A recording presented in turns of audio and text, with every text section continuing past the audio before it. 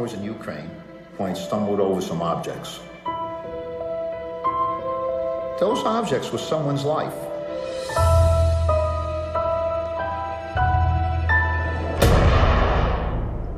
Western Ukraine was one of the worst places for Jews during the war. We were hiding, and Mother says, Nisso, you gotta find a place. We cannot live like this. 38 of us descended into the cave. We got down and we started sliding in. My God, I've got a playground here. No human being had ever set foot there. We came there almost without food. A glass of water was for a family. We were very hungry. All of a sudden, we hear shooting. And my mother said to the kids, hide any place you can. Everybody started to run in different directions. They took my mother away. I'll never see her again. The Russians, the Germans, who knows what's outside. The villagers came with the shovels and they filled up the halls. People are screaming, open up the exit, but they can't do it. 3 days and 3 nights, we were working, everybody. And I look up when I see a star. From there, come out, there is this. And we were liberated. So everybody was crying. They survived underground for over a year and a half. I forgot that there was a sun. Here I am, back. I wanted to say thank you to the cave. I felt like I'm going back in time. We beat the odds. The cave was fighting for me. They didn't get us. We didn't tell it to others because it was just too incredible.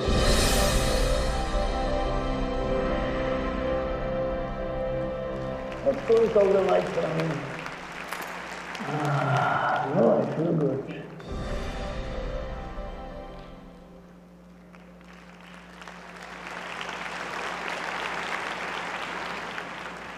Hola, lo siento, no habla bien su idioma. Good. Over 20 years ago, I started an amazing journey, a journey that I'm still on today, and a journey that continues to change my life for the better.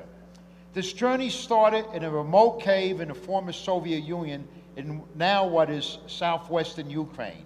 And the journey began when I started to find in this cave a number of strange items that nobody could explain why they were there. I found remnants of a stove. I found a 100-pound millstone in the cave, and evidence that somebody had used it to grind up corn and barley and probably make soup from the water in the cave. I also found buttons, a number of other artifacts, and the strange thing is no one had an explanation as to how these things got there. The local cavers had no explanation. And that started me on a 10-year search to find out where these items come from. The most information I could get were from some old farmers. Now remember, this was just after the collapse of communism. So people locally were not too thrilled to speak to this American that showed up out of nowhere about what happened. It's well known that unfortunately many of the Ukrainians worked with the Nazis when the SS troops invaded. But the only information I could get were from some old farmers, some old women in their 80s and 90s, and they were whispered to me, maybe some Jews lived in Priest Grotto Cave. That's the only information I could get. I kept going back every year, and I've been going back every year for 22 years, with the exception of this year. This was the first year because of the coming war that I canceled my trip. But I was getting no help from the government there, no help from the local people in my search to determine, was just this a rumor that some Jews lived in a cave, or was it a real story? In the US, I would spend hours at synagogues, libraries, museums, looking through records and books. I was looking for anything to give me evidence that this was a true story. I would look in the back of books, hoping to find magic words like Jewish cave survivor, Jewish cave dweller, Holocaust cave dweller. Nothing. After 10 years, I was getting ready to abandon the project, thinking it was nothing more than a rumor. But then I found a very, very sophisticated genealogical website on the internet. a place where you could go look up records from this area as far back as the 1890s. And I realized every day thousands of Jews were going to that website. So I got this idea. If this rumor that I was investigating, i.e., that some Jews may have lived in a cave during the Holocaust, was true, and if there were survivors, perhaps one day a relative will be doing research on the internet. And if I chose the right keywords and embedded those words on my website, maybe a relative will find a way to me. And sure enough, on December 7th, 2002, I received an email from a gentleman who identified himself as Ed Vogel, the son-in-law of Saul Wexler, who survived the Holocaust with 37 friends and relatives by living underground for over 500 days. And Saul Wexler was living just 7 miles away from me in New York City. So I met with Saul Wexler. He told me an amazing story about how, in order to avoid the slaughter by the SS troops, him and his aunt, Esther Sturman, and their families, and 5 families altogether, went to look for a place to hide. Originally, they were looking for just a little place, underground, maybe 10 by 8 feet. So he explained the story about how his cousins, the Sturmer boys, the 3 brothers, went out one night and they were hunting a fox. The fox ran down the hole, and the Sturmer brothers went down after the fox, hoping to find maybe a little room so that they could hide just the immediate family. They never found that little room. They never found the fox then. Instead, they found Priest Grotto Cave, one of the longest caves in the world, over 86 miles long. Saul Wexler also gave me the memoirs of his grandmother, Esther Sturmer. And in these memoirs, she described how her family, along with 4 other families, and Saul Wexler took refuge in Priest Grotto Cave. It's an amazing story. And here you see Esther Sturmer pictured in the front, second from the left. There was even more information in her memoirs. I found out that before 38 of the local Jews lived in one cave, Priest Grotto, for 344 days, 28 of them lived in another cave, called Batavia Cave, for 180 days. So now I had the names of the cave occupants and the 2 caves. So with that information, I went to National Geographic magazine to try to get them to agree to print an article. And they told me, they said, before we promise to print 1 word of this somewhat fantastic story of yours, we're going to send you back to get physical evidence that this story took place the way you're telling us it did. So one of the first places I visited in 2003 was a local museum in Borshof, Ukraine. And here, the curator of the local museum is telling me something quite interesting about the history of the caves in the area. He was telling me that in the 1800s, 2 archaeologists found evidence, such as the pottery shards on the right, that as far back as 2,000 years ago, the local people would avoid being killed by invading armies by taking refuge in the local caves. Now here's the interesting point in connection with the 38 Jews I'm telling you about tonight. Every one of those 38 featured in this story learned that fact in elementary school. They knew it could be done.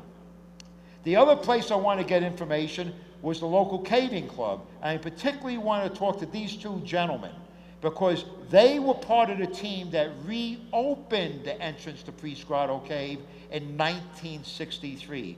What had happened is, after the end of the Second World War, the KGB went around the area, and if they found any location, such as a cave, where the anti-Soviet resistance fighters, known as the Bandera, could hide weapons, they would dynamite the entrance closed. And that's why Priest Grotto was closed. So I want to know what these 2 gentlemen saw when they went in there in the 60s in terms of evidence of human inhabitation. So I want to look at their journals. Now this is the entrance of Priest Grotto today, which is in southwestern Ukraine. This is, for the non-cavers, this is looking down into the ground. The yellow is solid stone. Our cave dwellers lived for 344 days in this cave in 4 parallel passages. Each passage is about 8 feet high, 4 feet wide, about 80 feet long. And they built stone walls and earthen walls at the end of the passages to cut down the wind. The numbers indicate a number of artifacts which we are finding, and we're working with the local museum to preserve these artifacts, to build an exhibit to honor these courageous people. This is a list of more artifacts that we continue to find. We have an interesting project going on. We have the grandchildren and great-grandchildren of those that lived in the cave now working with the grandchildren, great-grandchildren of those who lived above the cave. None of the children living above the cave today are Jewish. None of them are there. So these are the grandchildren of the people that were there during the Second World War, and they're working hand in hand with the survivor grandchildren. Deep in a remote area of the cave, I found the names, Sturmer, Godik on the left. On another wall, Mundik and Wexelblad, which becomes anglicized to Wexler. Now remember why Nat Geo said they're sending me back to get physical evidence that this story took place. Look very closely at the white smudges on the 3 and 4. Those result from a natural process where the minerals leach out of the rock and cover the surface. In this cave, that process takes 60 years. So whoever wrote 1943 wrote it in the 1940s. What waited for them in the cave?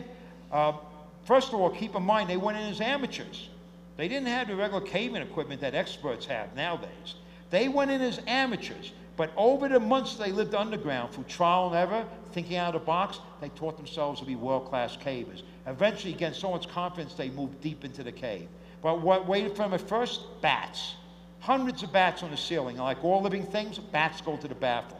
The ground was covered in what we call guano, a haven for disease. Eventually, they went to far back in the cave, no bats. Water. At first, they had to put cups underneath cave formation and collect water droplets draining from a cow pasture above.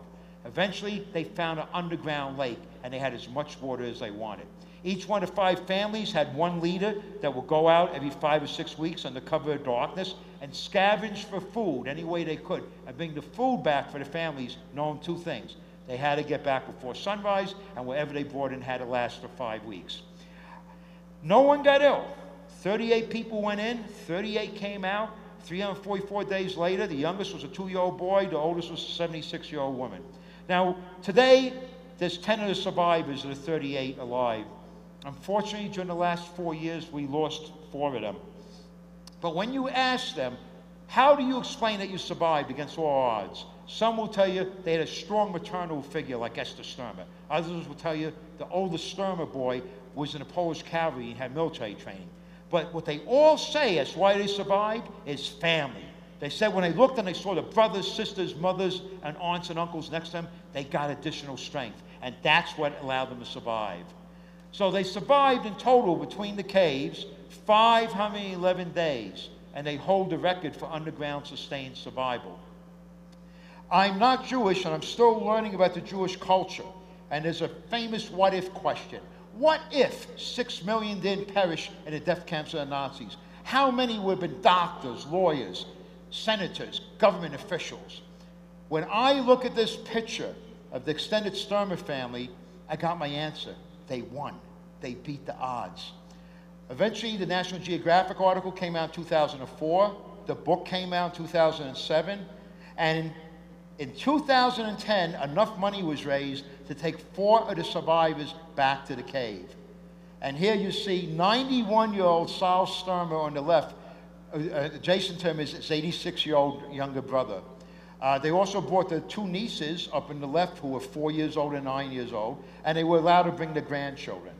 Now, the big plan was we were going to lower the 2 brothers, 91-year-old Sal and 86-year-old Sam, down a 30-foot deep, 2.5-foot wide metal pipe, and then they were going to be helped to crawl 90 feet through 6 inches of water. That was not my plan. That was the movie producer's plan. I kind of knew what was going to happen. Anyway, the plan was I would wait in the cave, and this was going to be filmed, a nice big room at the end of the 90-foot crawl, and I would get a phone call from this phone going to the surface saying they're lowering the first brother down on a hoist.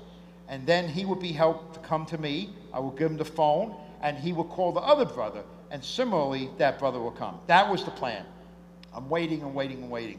And I get a phone call. The brothers panicked, and they asked to be taken out of the cave. Perfectly understood. The project was over. 20 years of work down the drain, but there was something strange here. I didn't feel depressed. I felt relieved, like this was the way it was supposed to end. And I get a call from the movie producer, come to the surface. and I know what's expected of me. I go and I shake hands with the two brothers, and I give them words of comfort. Meanwhile, the movie crew is packing up. The project's over. The sound people are packing up. And I start saying to myself, there came a point where this became a story of its own. It took on its own life. Maybe there's something in the grandmother's memoirs, and I'm not seeing it. And then I remembered, why did the grandmother write her memoirs? And just when I remembered, the grandchildren that were there came up to me and said, Chris, please speak to our grandfathers. They just told us the cave is too dangerous, and they are not going to let you take us in there tomorrow, but we want to go in. And then I remembered why the grandmother wrote the memoirs. I grabbed the two grandchildren. I brought them to the side of Saul Sturmer, 91-year-old Saul Sturmer. I called the camera crew to follow me, the History Channel person. Remember, he was getting ready to film me on a tripod in the stage chamber down in the cave. Now I got him running through the mud with the camera in his shoulder, and he's facing us, and I said to Saul Sturmer, we're a grandchild on each side, and I looked him in his eye. I said, why did your mother write her memoirs? And he smiled, and he quoted his mother verbatim. He said, so the grandchildren can learn the story and tell it to future generations. And I said, who's standing next to you? And he said, the grandchildren, take them in. So here's the irony. Here's the irony. In 1960, Esther Sturmer wrote the ending of a documentary that we made in 2013, and none of us saw it. She was an amazing writer. She also wrote the following in her memoirs. If by chance this cave should fall into the hands of the Allies, someday our story may get told, perhaps even be made into a movie. What it's meant to me as a non-Jew. When I was growing up, I heard about the atrocities of slavery throughout the world. I heard about the evils done to indigenous tribes by conquering powers. And I heard about the number 6 million, the estimated number of Jews that have perished in the death camps of the Nazis. But back then, as young as I was, whether it was 5 million or 7 million, it was simply a large number.